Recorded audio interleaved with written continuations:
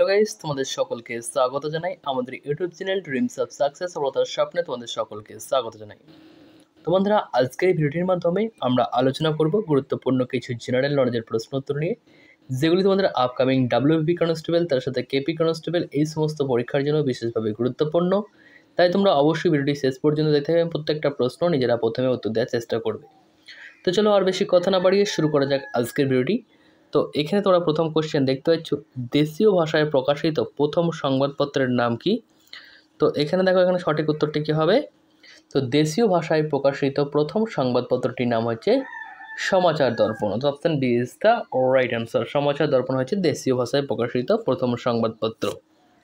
Next 2 নম্বর প্রশ্ন দেখো, কার আমলে ভারতে প্রথম মঙ্গলরা আক্রমণ করে? কার আমলে ভারতে প্রথম মঙ্গলদের আক্রমণ হয়েছিল? তো এখানে দেখো সঠিক উত্তরটি কী হবে আমাদের? তো এখানে সঠিক উত্তরটি হবে দেখো ইলতুৎমিশ। ইলতুৎমিশের সময়কালে প্রথম মঙ্গল আক্রমণ হয়েছিল। ঠিক আছে, চলো নেক্সট 3 নম্বর প্রশ্ন দেখো, তাহকাক-ই-হিন্দ গ্রন্থের লেখককে? তাহকাক-ই-হিন্দ গ্রন্থের রচনা করেছেন কে? তো আমরা জানি আল বিরুনি রচিত তাহকাক-ই-হিন্দ গ্রন্থটি। Option B is the right answer. Next, কত খ্রিস্টাব্দে তরাইনের প্রথম যুদ্ধ সংগঠিত হয়েছিল? তরাইনের প্রথম যুদ্ধ আমরা জানি সকলেই, তরাইনের প্রথম যুদ্ধ হয়েছিল 1191 খ্রিস্টাব্দে। অর্থাৎ option A is the right answer. Next 5 নম্বর প্রশ্ন দেখো, ইয়ং বেঙ্গল আন্দোলনের নেতা কে ছিলেন? তো ইয়ং বেঙ্গল আন্দোলনের নেতা কে ছিলেন? এখানে সঠিক উত্তরটি হবে হেনরি লুই ভিভিয়ান ডিরোজিও ছিল ইয়ং বেঙ্গল আন্দোলনের নেতা। নেক্সট প্রশ্নে যাওয়ার আগে তোমাদেরকে জানিয়ে রাখি, তোমরা যারা কলকাতা পুলিশ কনস্টেবল এবং পশ্চিমবঙ্গ পুলিশ কনস্টেবলের জন্য প্রিপারেশন করছো, তারা আমাদের এই পিডিএফগুলি সংগ্রহ করতে পারো। তো দেখো, আমাদের এই সমস্ত পিডিএফগুলো তোমরা নিয়ে প্রিপারেশন শুরু করতে পারো। দেখো, পশ্চিমবঙ্গ পুলিশ কনস্টেবলে তোমাদের যে একটি মাত্র পরীক্ষা হবে, সেই পুলিশ পরীক্ষার জন্য কিন্তু আমাদের একটি প্র্যাকটিস সেট রয়েছে 55টি মডেল সেট দিয়ে। তো এই প্র্যাকটিস সেটটির দাম রয়েছে মাত্র 80 টাকা। মাত্র 80 টাকার বিনিময়ে তোমরা এই প্র্যাকটিস সেট বাই করতে পারো। অপরটি দেখো, আমাদের কলকাতা পুলিশ কনস্টেবলের জন্য 32টি মডেল সেট দিয়ে আমাদের একটি প্র্যাকটিস সেট তৈরি করা হয়েছে, যেগুলি সম্পূর্ণ তোমাদের যে সিলেবাস ভিত্তিক কোশ্চেন হয় সেরকমভাবে কোশ্চেন কিন্তু এখানে দেওয়া রয়েছে, এবং প্রত্যেকটা প্রশ্ন প্রিভিয়াস ইয়ারের কোশ্চেন অ্যানালাইজ করে দেওয়া রয়েছে। তো এখানে তোমাদের 32টা মডেল সেট দিয়ে তৈরি করা হয়েছে আমাদের এই কলকাতা পুলিশ কনস্টেবল পিলি পরীক্ষার জন্য একটি প্র্যাকটিস সেট, যার দাম রয়েছে মাত্র 50 টাকা। এবং অপরটি দেখা আমাদের কলকাতা পুলিশ এবং ডাব্লিউপি পুলিশের জন্য ডাব্লিউপি অ্যান্ড কেপি স্ক্যানার, যেখানে রয়েছে 3000 প্লাস এমসিকিউ। এখানে সমস্ত যত পরীক্ষা হয়েছে ডাব্লিউপি এবং কেপির, সেই সমস্ত পরীক্ষার প্রশ্ন উত্তর তোমরা এক জায়গায় পেয়ে যাবে। তো এর প্রাইস রয়েছে মাত্র 80 টাকা। তো এটা অবশ্যই তোমরা বাই করে অবশ্যই দেখতে পারো কেমন প্রিভিয়াস ইয়ারের কোশ্চেন আস্তে আস্তে মডারেট থেকে হার্ডের দিকে যাচ্ছে। তো সেইভাবে কিন্তু প্রিপারেশন তোমাকে করতে হবে। এবং সম্প্রতি আমাদের রিলিজ পেয়েছে লুসেন্টের general knowledge objective general knowledge বইয়ের বাংলা ভার্সন, যেখানে আমরা সায়েন্সের পার্টটি বাদে সমস্ত পার্টগুলো আলাদা আলাদা করে ভাগ করে তোমাদেরকে প্রোভাইড করতে পারছি, যার দাম রয়েছে মাত্র 150 টাকা। 150 টাকার বিনিময়ে তোমরা কিন্তু লুসেন্টের বাংলা ভার্সন পেয়ে যাবে।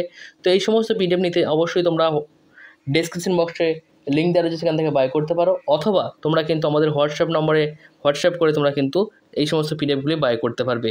তো এই সমস্ত পিডিএফের বাই লিঙ্ক ডেসক্রিপশন বক্সে, এবং আমাদের এই যে হোয়াটসঅ্যাপ নম্বরটি দেখতে পাচ্ছ 9144697664, এই নম্বরে হোয়াটসঅ্যাপ করে তোমরা কিন্তু এই সমস্ত পিডিএফগুলি বাই করতে পারো। এবং যারা এই 4টি পিডিএফ একসাথে নিতে চাও, তাদের জন্য প্রাইস রয়েছে মাত্র 300 টাকা।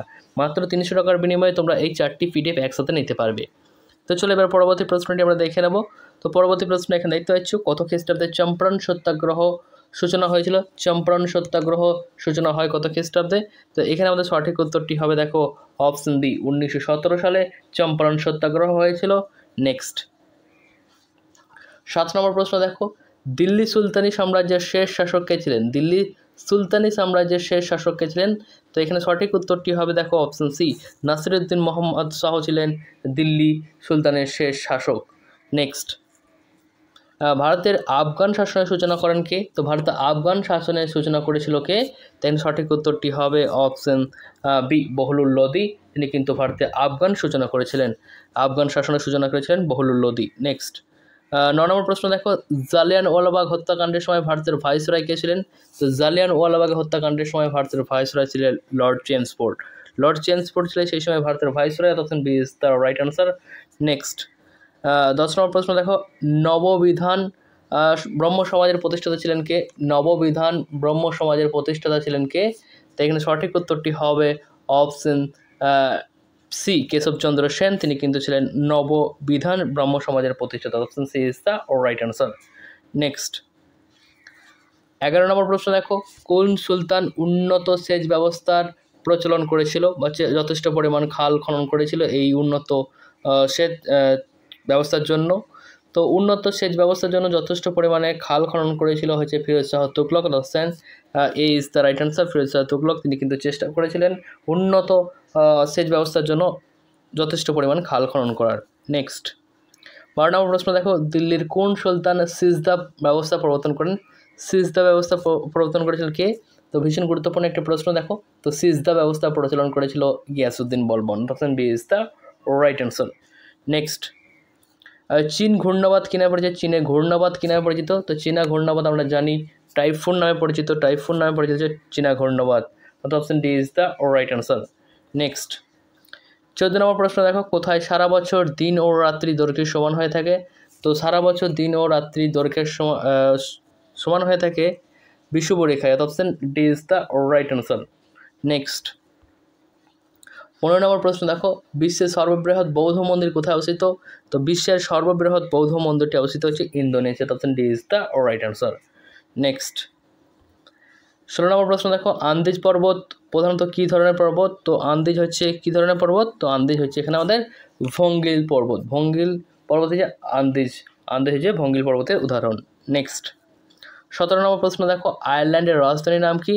তো আয়ারল্যান্ডের রাজধানী আমরা জানি ডাবলিন হচ্ছে আয়ারল্যান্ডের রাজধানীর নাম। নেক্সট 18 নম্বর প্রশ্ন দেখো, মিশরের স্থানীয় বায়ুর নাম কি?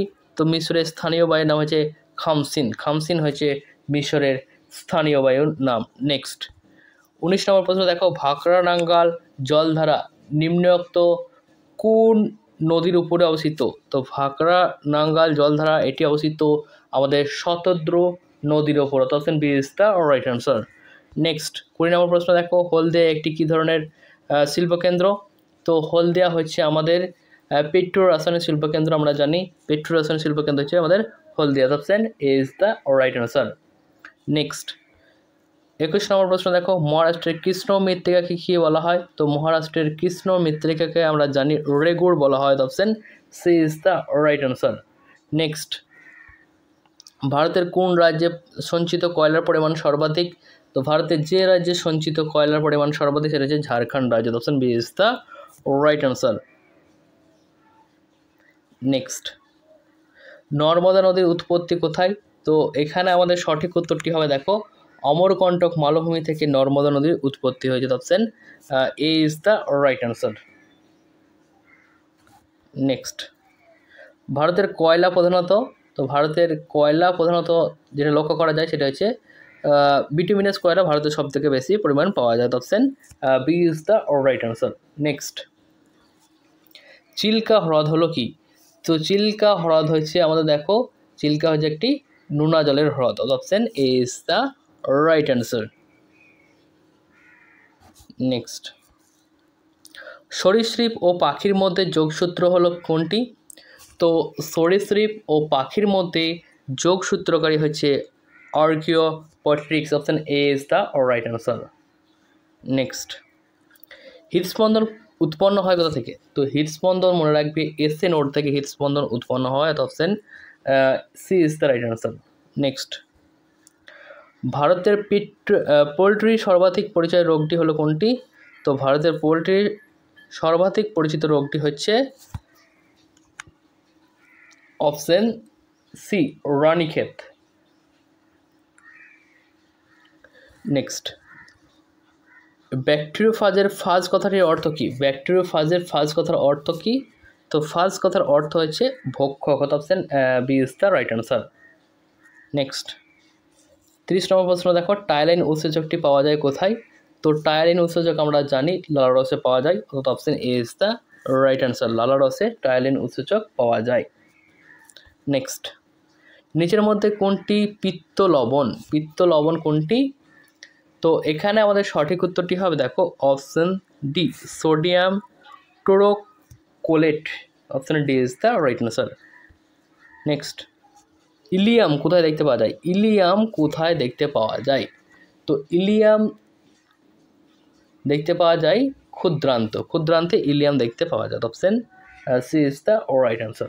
নেক্সট, কোন স্তন্যপায়ী হৃদস্পন্দন সবচেয়ে কম? তো কোন স্তন্যপায়ী হৃদস্পন্দন সবচেয়ে কম? এখানে সঠিক উত্তরটি হবে দেখো অপশন বি, নীল তিমির হচ্ছে আমাদের হৃদস্পন্দন সবচেয়ে কম। নেক্সট, নিচের কোন হরমোনটি লোকাল হরমোন নামে পরিচিত? লোকাল হরমোন কাকে বলা হয়? তো এখানে আমাদের সঠিক উত্তরটি হবে অপশন এ, গ্যাস্ট্রিককে বলা হয় লোকাল হরমোন। নেক্সট, ভারতের সংবিধানে কবে কার্যকর হয়েছিল? তো ভারতের সংবিধান কার্যকর হয় কবে? তো ভারতের সংবিধান কার্যকর হয় 1950 সালে 26শে জানুয়ারি ভারতের সংবিধান কার্যকর হয়। নেক্সট,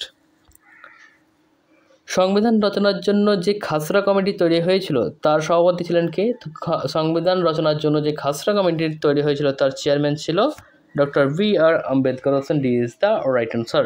নেক্সট, 37 নম্বর প্রশ্ন দেখো, ভারতের সংবিধান রচনার জন্য গণপরিষদের প্রথম অধিবেশন বসেছিল কবে? তো গণপরিষদের প্রথম অধিবেশন অনুষ্ঠিত হয়েছিল 1946 সালে 9ই ডিসেম্বর। ডেটটা কিন্তু মনে রাখবে। নেক্সট, 38 নম্বর প্রশ্ন দেখো, সংবিধানের 42তম সংবিধান সংশোধনীটি গৃহীত হয়েছিল কোন সালে? তো সংবিধানের 42তম সংবিধান সংশোধনীটি হয়েছিল 1976 সালে। Option A is the right answer. Next, 39 নম্বর প্রশ্ন, কোন সংবিধান সংশোধনীতে ভোটদাতাদের বয়স 21 থেকে 18 বছর করা হয়? 21 থেকে কমিয়ে 18 বছর করা হয় কততম সংবিধান সংশোধনীর মাধ্যমে? তো এটি করা হয়েছিল আমাদের 62তম সংবিধান সংশোধনের মাধ্যমে। Option D is the right answer. Next, Bharat সরকার সংবিধানের কোন ধারা দ্বারা ভারতরত্ন ও পদ্মশ্রী পুরস্কার প্রবর্তন করেছে? তো ভারতরত্ন এবং পদ্মশ্রী পুরস্কার দেওয়া হয় কত নং ধারার দ্বারা? তো এখানে সঠিক উত্তরটি হবে অপশন এ, 14 নং ধারা দ্বারা। Option A is the right answer. Next, তো এই ছিল আমাদের 40টা কোশ্চেন। এবার তোমাদের একটা হোমওয়ার্ক রয়েছে, সেটা দেখে নাও। সেই কোশ্চেনের অ্যান্সার তোমরা সকলেই কমেন্ট বক্সে কমেন্ট করে জানাবে। তো এটা হচ্ছে তোমাদের আজকের হোমওয়ার্ক। লোকসভার প্রথম অধ্যাপক ছিলেন, এটা তোমাদের আজকের হোমওয়ার্ক। তোমরা সকলেই এই কোশ্চেনের অ্যান্সারটা কমেন্ট বক্সে কমেন্ট করে জানাবে।